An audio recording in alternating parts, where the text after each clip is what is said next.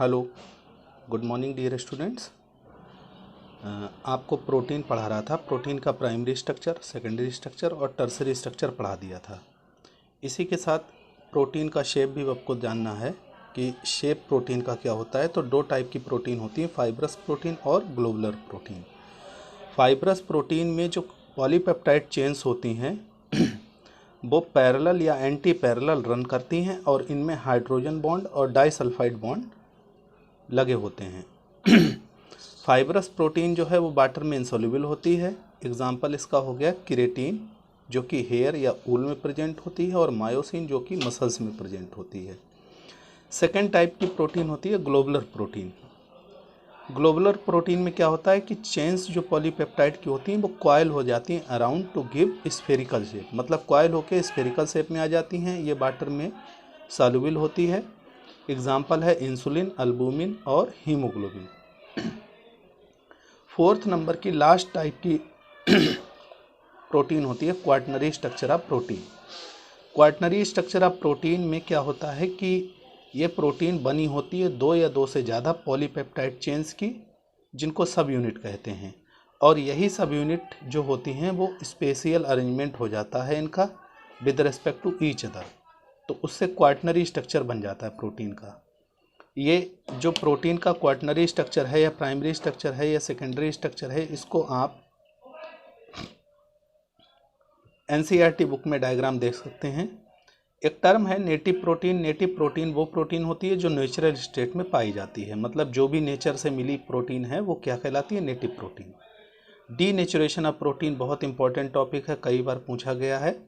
Protein का denaturation क्या होता है, तो फिजिकल या केमिकल चेंज हो जाए, जैसे कि हाइड्रोजन बॉन्ड प्रोटीन के डिस्टर्ब हो जाएं, तो उससे प्रोटीन अपनी बायोलॉजिकल एक्टिविटी जो होता है वो लॉस कर देता है।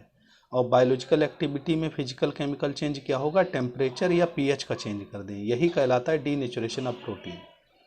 प्रोटीन का डीनेचुरेशन होने से क्या होता है, 2 डिग्री और 3 डिग्री स्ट्रक्चर जो होते हैं वो डिस्ट्रॉयड हो जाते हैं, लेकिन 1 डिग्री स्ट्रक्चर जो होता है वो वैसा का वैसा ही रिटेन रहता है, बना रहता है।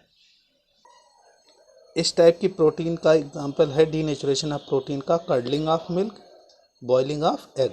एग बॉयल हुआ हो तो उसको डीनेचर्ड प्रोटीन कहते हैं। या फिर शॉर्टकट में डेफिनेशन ये भी लिख सकते हैं, the process that change the 3 degree structure of native protein is called denaturation of protein. Next very important topic है न्यूक्लिक एसिड।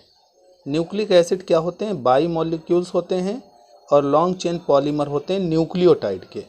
ये लिविंग सेल के न्यूक्लियस में पाए जाते हैं और न्यूक्लियो प्रोटीन के फॉर्म में या क्रोमोसोम के फॉर्म में पाए जाते हैं। इनका जो स्पेसिफिक करेक्टर है वो है हेरिडिटी, रिस्पॉन्सिबल होते हैं फॉर हेरिडिटी। न्यूक्लिक एसिड दो टाइप के होते हैं, डीएनए और आरएनए। डीएनए डबल हेलिकल होता है, आरएनए सिंगल स्टैंडर्ड होता है। शुगर इसमें कौन सी होती है, 2-डीऑक्सीराइबोज। शुगर इसमें होती है राइबोज। डीएनए में बेस कौन से होते हैं, एडेनिन, थाइमिन, ग्वानिन और साइटोसिन, जिनका सिंबल डिनोट किया जाता है। बेसेस कौन से होते हैं आरएनए में, एडेनिन, यूरेसिल, ग्वानिन और साइटोसिन। रिस्पॉन्सिबल होते हैं डीएनए हेरिडिटी के लिए और आरएनए रिस्पॉन्सिबल होते हैं प्रोटीन सिंथेसिस के लिए। इसके बाद इसका chemical composition of nucleic acid बताना है, जो कि बहुत इंपॉर्टेंट है। अगर हम कंप्लीट हाइड्रोलिसिस करें डीएनए की या आरएनए की, तो हमें पेंटोज शुगर मिलेगी, फास्फोरिक एसिड मिलेगा और नाइट्रोजन के बेस मिलेंगे, जो 4 बेस होते हैं। जैसा बेस लगा होगा वैसा ही बेस मिलेगा।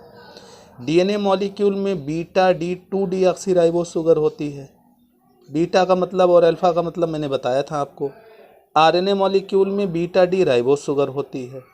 और हेट्रोजीनियस बेस डीएनए के कौन से होते हैं, ऊपर ही बता दिया है, 4 टाइप के होते हैं, adenine, guanine, thymine and cytosine. Adenine और थाइमिन के बीच में डबल बॉन्ड होता है और ग्वानिन और साइटोसिन के बीच में ट्रिपल बॉन्ड होता है। मीन्स आप इसको ऐसे याद रखें, AT double bond, GC triple bond. तो आज आप हेट्रोजीनियस बेसेस ऑफ डीएनए बताया है। अब इसके बाद एक ही टॉपिक आपका बचता है, न्यूक्लिक एसिड का पूरा कैसे फॉर्मेशन हुआ है वो, और फिंगरप्रिंट, जो कि हम आपको नेक्स्ट वीडियो में बताएंगे। तो आज आप यहाँ तक का प्रिपेयर कीजिए, बहुत इंटरेस्टिंग और इम्पॉर्टेंट चैप्टर है आसान भी है, थ्योरेटिकल भी है। इसके बाद हम आपको एक्सरसाइज क्वेश्चन कराएंगे। Thank you.